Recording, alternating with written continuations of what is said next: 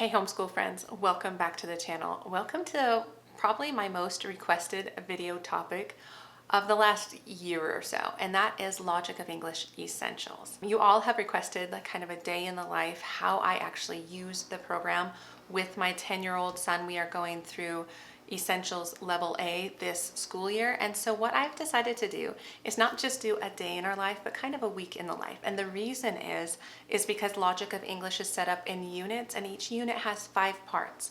So my plan is to take you through the entire unit that we are doing this week. And I'm also thinking of potentially timing it to give you kind of an idea of how much time it takes to do each part. So that really is the plan for this video. So just come along with us this week as we do Logic of English.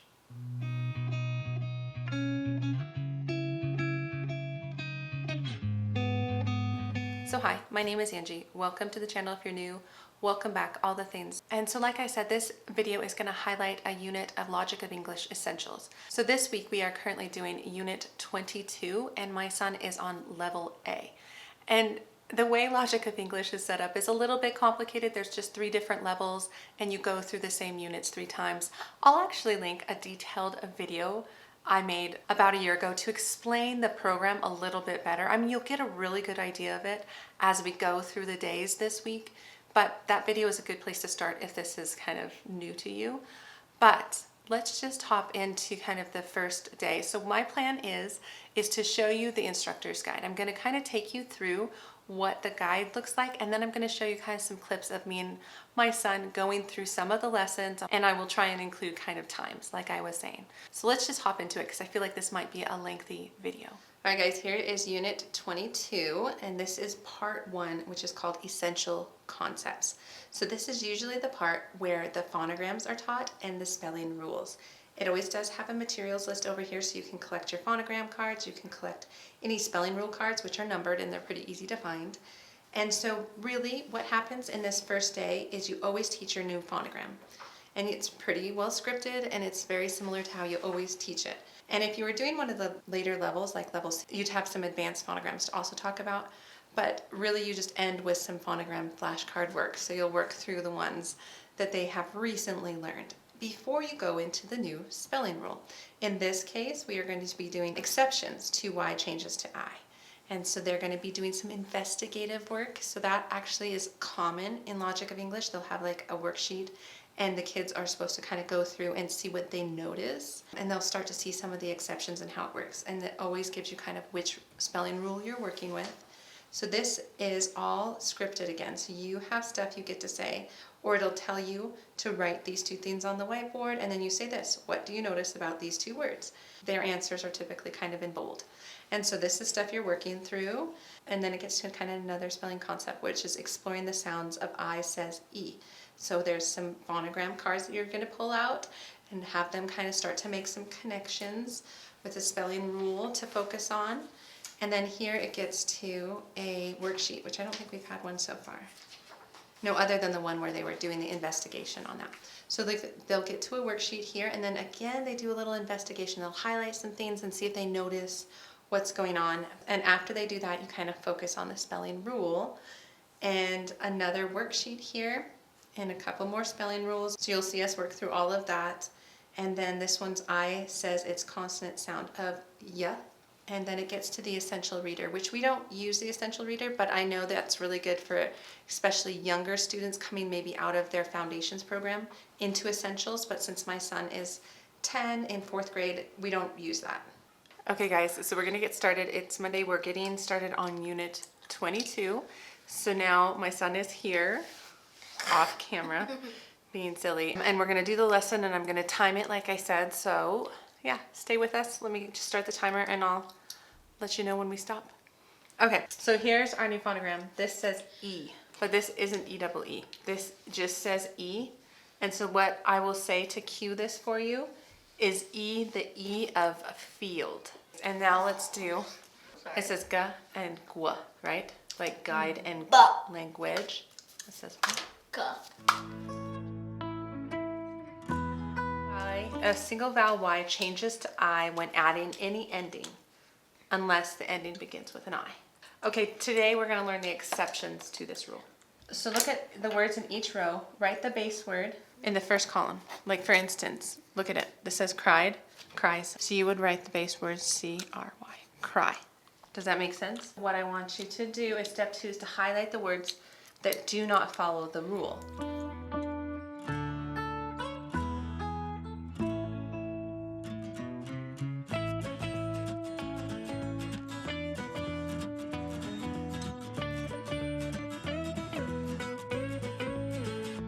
Exception. So how many syllables do each of these base words have? How many? 1. Write it down. Which suffixes include exceptions to the Y suffixing rule? So as you're looking at these, since our rule is here, here's our rule. Which of these suffixes will include some highlight in it?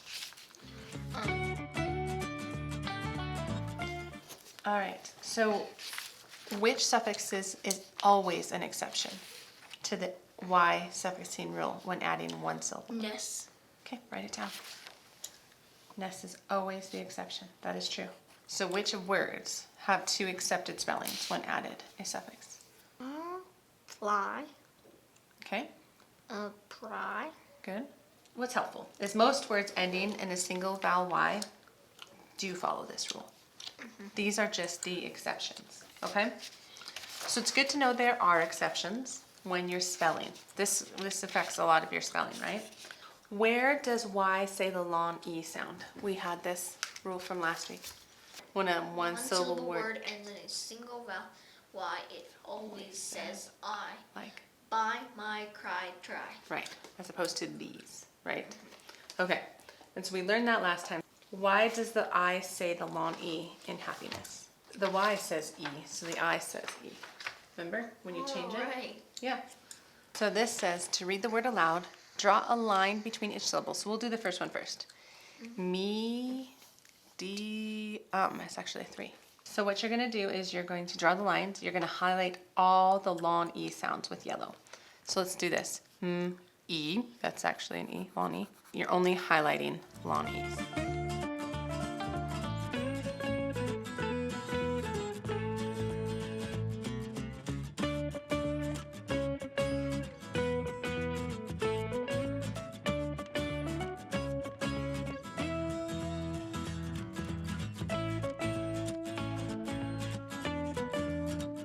Highlight the I that is saying its consonant sound ya.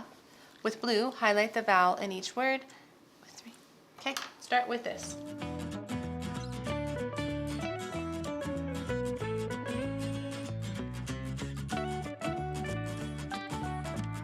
But a lot of times it looks to be like an O, but there's also examples of U and A, right? Right.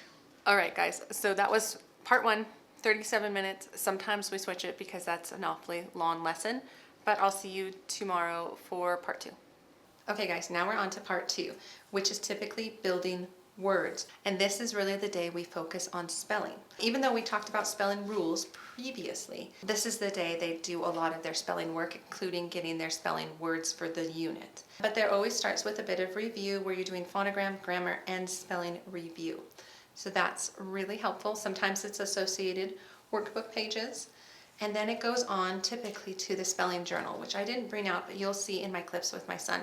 We use the spelling journal. In this case, we'll be looking at the sound of E. And so these last couple units have been really useful because they have been focusing on sounds that have multiple phonograms. Like the long E has 8 different phonograms we've learned so far that have a long E as one of their options. And that's what we will do in the spelling journal, is we'll be going through the different options for what would cause an E to say its long sound. And here's all the different options, and it gives you lots of teacher tips on the side. And again, it's fully scripted for how to teach it. You show them the phonogram for I, and then you say, when does this say E? I may say E with a silent final E at the end of the syllable or at the end of a foreign word. And so what you're doing is you're taking the knowledge they already have based on all the phonograms we've learned in units 1 through 21, and it's pulling it back and bringing it into spelling.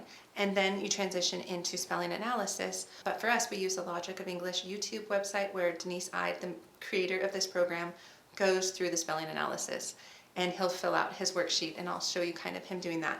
But if you don't want to do that, this is very well scripted, and by this time you would probably be pretty good at spelling analysis. And like I mentioned, we're doing level A this year, so we're doing all the blue words, not the green or the orange words. That's not till next year. Okay guys, so it is day 2 for Logic of English, so I'm going to get the timer started in just a second. But I did want to mention the fact that it is our spelling day, and this day actually goes a little bit quicker, or it's different, so I decided to kind of film it a little differently, so you'll see. But let's just start with our warm-up, and I'm going to start the timer. Okay, bud, so we are going to practice our phonograms using tic-tac-toe. Actually, I'll show you guys. I just used the most recent phonograms we have been practicing to kind of practice with some tic-tac-toe. Can you grab 2 markers? Actually, I was beat by my 10-year-old. Okay. Okay, so the next section then is this. We're going to review grammar, adjectives and adverbs. It says to read the adjective, write a sentence using the adjective, add the suffix ly. Your turn. Go ahead. Can you make the adjective into an adverb? How do you do that? Easily. Okay, the next part is a spelling review. So instructions ask for the student to write on a whiteboard. So I'm going to read a root word, and I want you over here to write the word. You get a point for writing the word correctly, and then I'm going to give the word with a suffix, and you're in charge of writing that correctly. So the first word is hungry. All right, the last thing we're going to do is work on your spelling journal. So we're going to be doing the long sound of E, which is one of the hardest sounds to spell in English. Can you think of some phonograms that say E, say the long E sound? E-a-a. No. Yes, E-a-a. Yeah, E, E-a-a. Oh, there's the E-I-G-H. Yep. And then there's all the rest of them, which are the same. Oh wait, just E-I says Oh. A-E. So there's these 8. We're gonna use your spelling journal, and I know you don't really love this, I hate it. but it's really good for stuff like this when we are doing the long sounds. Because look, we did E-A when it was the short E, but now we're into the long E sounds. Okay, so what I want you to do first is, what about the word here? Which column should that go in? Will it go in this column, where it's used at the end of a syllable, Yep. or this one? The mustache one. Here? Do you know how to spell here? Like, we are here, not I hear you. H-E-R-E. H-E-R-E, yep. Because of the silent E, correct? What a word about the word me. So now we have these 2. E-A, as well as E-double-E. So these are both common spellings of the long E sound. So I'm going to say a word that uses one. You're going to point to which one you think it spells, and then we'll put it underneath. How about reason? Sweetie? Yes, correct. So start spelling it out. What about the word screen? Correct. All right, so he's starting spelling analysis on the website. So they have a YouTube channel, and Denise Ide, the creator of Logic of English, teaches it. And so he starts to listen to her and says, like, writes down what she says and marks all the words, and that will be his spelling list, quote unquote, for the week. Okay, so that rounds out day 2 for him, and I'm gonna go look up the time, but I feel like we had a few distractions, so this is a little bit longer than it should be. Okay, it says 36 minutes, but I'd say with all the distractions we had, it's probably more like 25 minutes. It's one of the shorter days, in my opinion, the day 2 and day 4. So that's where I'm going to leave you for today, and I'll see you in the morning for part 3. Okay, guys, now we have moved on to part 3, words in context. This is the grammar section of the week. It always starts with a review of all the phonograms, any spelling we want to review. This usually pulls back any of the spelling we just learned. So like, for instance, the long E sound that was learned. And then it has some additional grammar and spelling rule review. In this case, it is a worksheet. And then it gets into the grammar. It always starts with this. There's always a question session, like, what's a noun? What are the 4 noun jobs we've learned so far? And it's so repetitive that the kids will definitely start to get this after a while. And then in this case, we are starting to learn the concept of introducing linking verbs, the verb to be. So being verbs is going to be tackled here, it looks like. And so in this case, this is where I would say, I'm going to begin by writing the subject pronoun on the board. Tell me the subject pronoun while I write them. So you'd write I, present tense, be verb, past tense, be verb. And then there'd be a little worksheet to work on that. And then there's this optional spelling analysis, which has been more present in, I'd say, the last like half of the program. And this one is linking verbs are kind of your extra. And so I won't go through the whole process. I'll just have him write these on his board, and if I see that he's missing some, we'll just review them. Then it starts talking about predicate nouns, predicate adjectives, and linking verbs. So again, you're asking questions. What's a verb? You'll draw things on the board, and you have a lot of these grammar flashcards that are here in pink. So you'll have pulled that out, and you're making that point, basically. You'll make the point, and then you'll show the flashcard to teach it. And then you do a lot of labeling in this section. So when we're in the grammar section, there is a lot of figuring out the different types of words, basically different grammar words.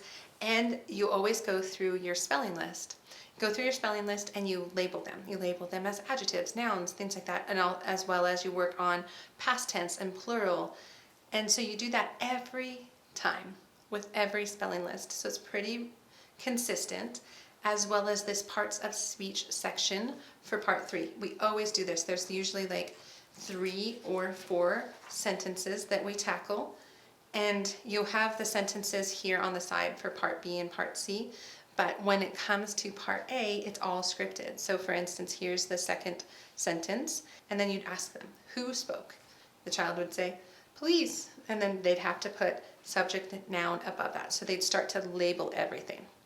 And it just, you go through 3 or 4 different sentences with them, and then you end that day with 2 dictation sentences. And so that's part 3. All right, everybody, we are starting our 3rd day. I'm going to start the timer for the time. Although I did want to mention, and you'll see that as we get going, is I don't typically do all of part 3 in one day. It's just too much. And lately we've been kind of doing part 4 a little lighter, and you'll see that. So I'm going to do like 3/4 of this lesson, and then the rest of it we're going to move till tomorrow. It's just been what's working for us lately. And so let's just start though with the warm-up. And we're just going to do phonograms as fast as you can. So this is quick phonogram writing. Are you ready? Number 1 is 2-letter used only at the beginning of base words.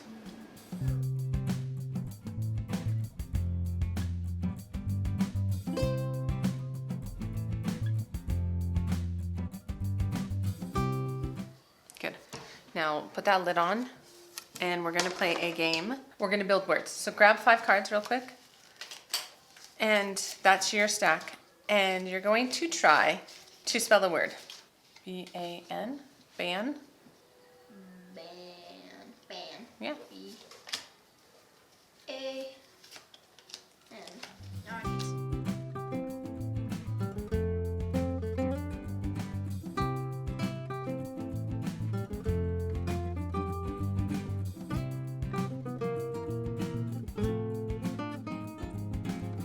So today we're going to learn the form of the verb to be. So being verbs. The verb to be is irregular. Did you know that?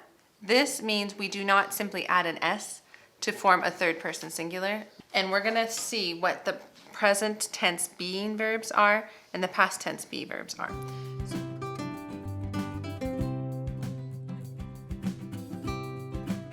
So the main lesson, we're going to learn about predicate nouns, predicate adjectives, and linking verbs.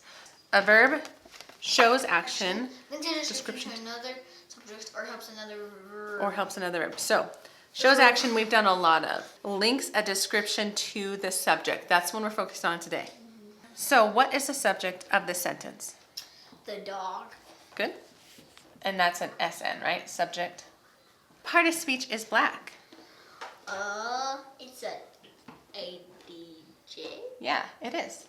Is it in the subject or the predicate space? A predicate adjective describes the subject and is linked to the subject with a linking verb. Okay?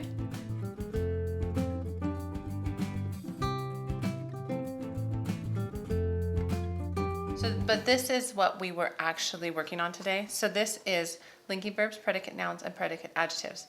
You're going to compare the following sentences with the correct present tense form of the be verb, like she is silent.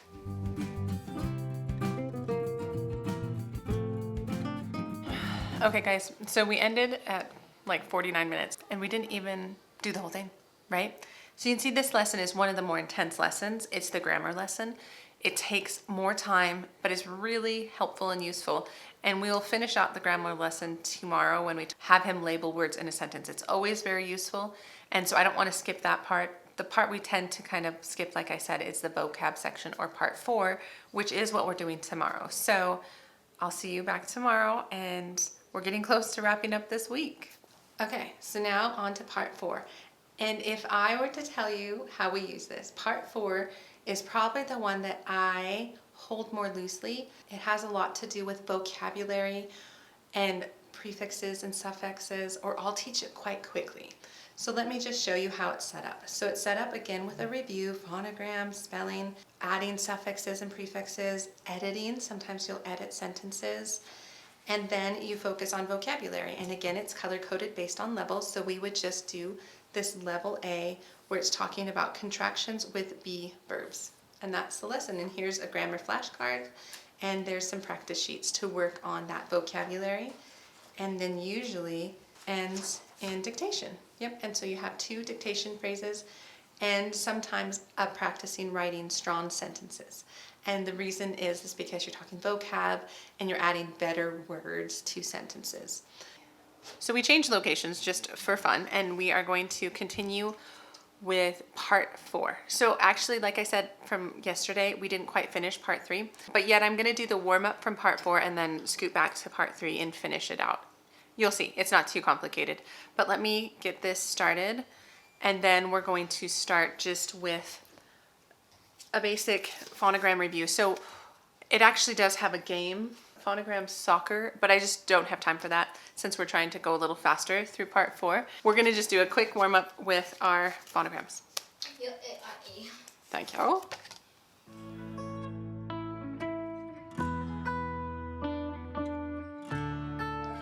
Okay, we're going to practice your spelling words here.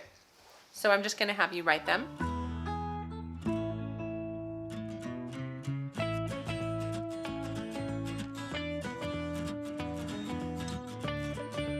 Okay, kiddo, we are going to move on to the vocabulary section, but I'm going to teach you really quick. Okay? So this is about contractions. So we're taking be verbs and making contractions out of them. I am. Write it down, please. Am. Do you see? You are. How do you combine you are into a contraction? Your. Good. Replace. He. Right. He. He's. Apostrophe. S. He is. He. The girl angrily tossed her book on the floor. The angry girl tossed her book onto the floor of doom. Yeah. This is the part where we look at our spelling words, do you remember? Mm-hmm. And you do the parts of speech and plural versus past tense, right? O-U-G-H. O-U-G-H-T. All right, so this, we're going to do the label the parts of speech. What is being said about the guys? Happy. The guys happy? That's what they did? They happied? They were happy. They were.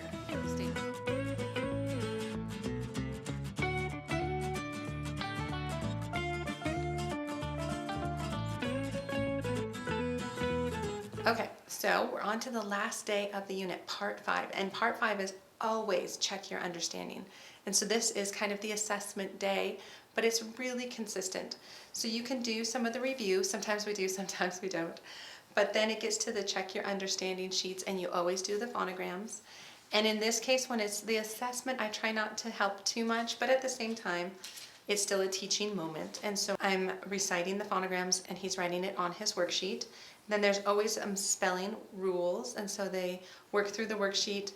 Like for instance, this one would be write the plural form of each noun, add suffixes, so they're practicing adding their suffixes and following different rules for that.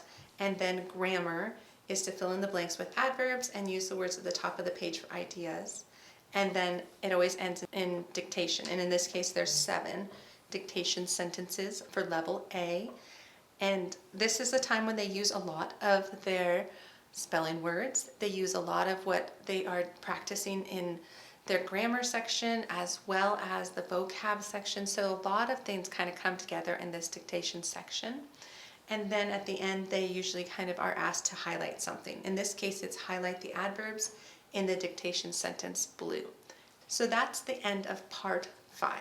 Okay, everybody, welcome back to the last day of doing lessons with us for Logic of English Essentials. I realize it's been a long week. I've showed you a lot of stuff. This video got longer than anticipated, but the last day is usually really, really fast. It's the check your understanding day. He actually had a quick little worksheet on contractions that he was doing. It's kind of part of the review here on part 5. And so I had him do that real quick, and now we're going to do the phonogram practice before spelling, grammar, and dictation. So I'll show you all of that. It's pretty straightforward. He usually doesn't need any help on this, but I try to watch him to see if there's any phonograms he's not getting or spelling rules that he's just very confused on, so we can work on that stuff. But let's just get into that and start with phonograms. All right, kiddo, let's start with the first phonogram. So B, 2-letter B. Good. Ow, oh.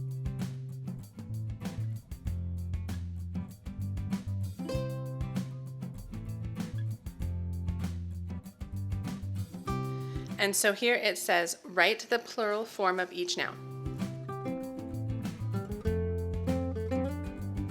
We're going to do the grammar section and then dictation. So it says, fill in the blanks with adverbs. Use the words below for ideas or come up with your own.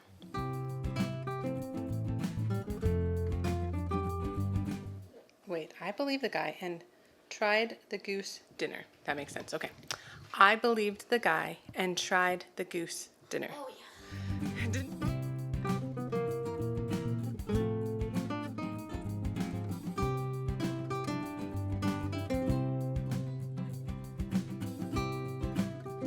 Okay, guys, so that's the end of day 5. I forgot to time it. It went fairly quickly. By looking at the clock, I'd say about 25 minutes. And then I realized I forgot to time yesterday's. But yesterday, I feel like we went for more like 40 minutes. And so I'll put down below kind of total time on that, but that gives you kind of a rough idea of what days take longer. The first day, the third day, and sometimes the fourth day, but the second day and the fifth day are pretty fast. And so that's kind of a general feel for how long this program takes. And I'm not sure if I already mentioned this, but I believe the first time through Logic of English Essentials is the hardest, or it takes the most time. The second time we're going to go through, we'll do a lot of this stuff again, but it will be review. And so it probably will go faster. So I really hope that this gave you a good look, a glimpse into kind of what a unit would feel like for Logic of English, especially as you're going through for the first time and teaching these new concepts, sometimes to myself as much as to my son. And so, yeah, let me know down below if you have any questions. Hopefully this video came together in a way that was useful and helpful to give you a glimpse of the program so that you can decide for yourself if it works for your kiddos and for your family. So yeah, that is what I have. And so if you liked the video, please give it a thumbs up. If you like this style of video, especially kind of where I show you how it works for us, let me know that as well. And if you want, please subscribe to the channel. It always helps me out. And otherwise, you guys, I will see you in the next homeschool video. All right, take care.